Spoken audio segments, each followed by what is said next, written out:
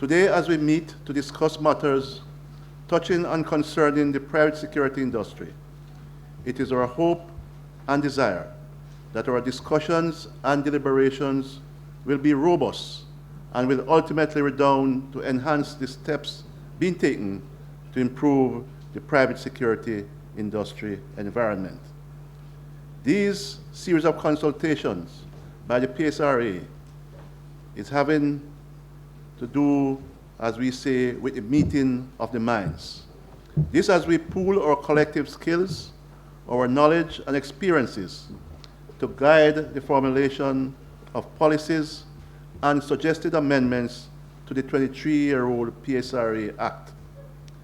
These changes are necessary to guide the way forward in this dynamic and changing security environment in which the private security industry is operating. Today, it is your turn, the liquor people's turn, to add your voices and to speak up.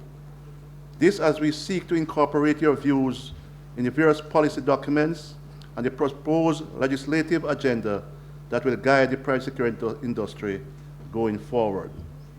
I must tell you that these series of consultations that the executive director spoke about would be incomplete without your input here today. I must also tell you that the areas of discussion since we have taken these consultations on the road, in a manner of speaking, are, but not limited to, the incorporation of the private security industry into the national security architecture, the opportunities and challenges for the private security industry in a logistic hub economy rather, the adoption of certification standards for registration of private security practitioners. I notice I use the word practitioners because going forward we want to change the name from guards to practitioners, and nice name. Proposal for the amendment to the Private Security Act, PSRA Act rather. This is in keeping with the evolving security environment since its enactment in 1992. And we all know that it's 23 years ago, and a lot of water have flown under the bridge, and a lot of things have changed since this act was amended. The PSRA Code of Conduct and Ethics for Private Security Industry. In this consultation, we are acutely aware, and there's no denying the fact, that security is an integral part of any country's development and economic existence. A raft of studies locally and internationally have confirmed this incontrovertible fact that as countries become safer, there's less crime and the fear of crime. There's a direct relationship, if you will, between GDP growth and increased investments, both foreign direct and the local investment types. It is in this context the importance of the contribution of the security practitioners, whether they be public in the public sphere, that is in law enforcement, or it be you, the private security officers. Your collective efforts redound to making Jamaica safer. And a safe environment is a catalyst for attracting investment and spurring economic growth. The tremendous contributions of the approximately 328 private security companies in Jamaica, employing more than 21,000 security guards, make the security of our country much more safe. And this cannot be overemphasized and overstressed. We shudder to think what could have been had it not been for your human effort, oftentimes in trying circumstances, this as you make your contribution to the security of your country. Your actions and inactions confirms and underscore what we have known for a long time, the importance of the people side to any organization, be it public or private organization. You, the members of the 21,000 plus security officers in the private security industry, the majority of whom are at the base of your respective organization, bereft of lofty titles and positions. But because of your strategic position There is strength in numbers, and your collective contributions to the security and safety of your locations, and by extension, the wider Jamaica, is tremendous, and that is putting it very, very mildly. You are the doers in your organizations. You carry out the plans and policies of your respective organizations. Plans and policies, if not acted upon positively, can amount to just pretty words on paper. You operate where it matters most, where the rubber hits the road. You are the face of your organizations at the airports, the seaports, in the factories, in the centers of commerce, in the hotels, in universities and colleges, and the list goes on and on.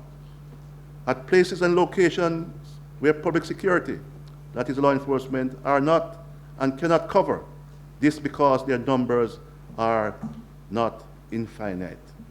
And I might add that the growing importance of the scope of the private security is an international phenomenon.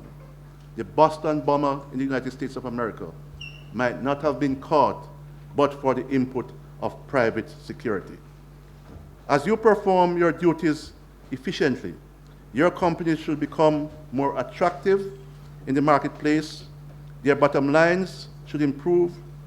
By your actions and inactions, you are contributing to a safer Jamaica, which is a public good. This public good, a safer Jamaica, then, as I said earlier, becomes a catalyst for investment and development. You, by working hard, are contributing to the viability and the sustainability of your respective companies and are enhancing your security of tenure, that is, making your jobs secure. Management must see in 21st century Jamaica the importance of the people side to their viability and the sustainability of their businesses and organizations. And you too, as security practitioners, must also see the importance of your effort to the viability and sustainability of the companies or organizations in which you work. And by doing so, you're enhancing, as I said, your security of tenure, making your job secure. There's no limit to the positive motivational potential that can be unleashed by members of a team whose welfare and well-being are taken care of by management. Also, there's no limit to the bottom line of businesses when team members are motivated by management who cares. And team members are not unreasonable. They will work with management once they know that their remunerations are the best given in the given circumstances. In 21st century Jamaica, this must be the formula for a win-win situation for all involved in the workplace. This is not the 18th century when another paradigm exists. These series of consultations, as I said, are very important. This as we want your voices to be heard in the formulation of plans and the way forward in terms of the incorporation of the private security industry into the national security architecture, the expanded opportunities and challenges for the private security industry in a logistic hub economy, the adoption of certification of standards for the registration of private security practitioners, proposals for the amendment of the PSRA Act, proposal for the Code of Conduct and Ethics, and other issues germane to the welfare and well-being of you members of the private security industry. This is a time for you to speak up about what you would like to see as we try to get the PSRA Act amended and in a general way craft policies and strategies to create the enabling environment for all stakeholders in the private security industry to develop and prosper, and by extension, Jamaica land we love. It is my prayer that success will crown our efforts as this consultation continues here today. Thank you. God bless you all.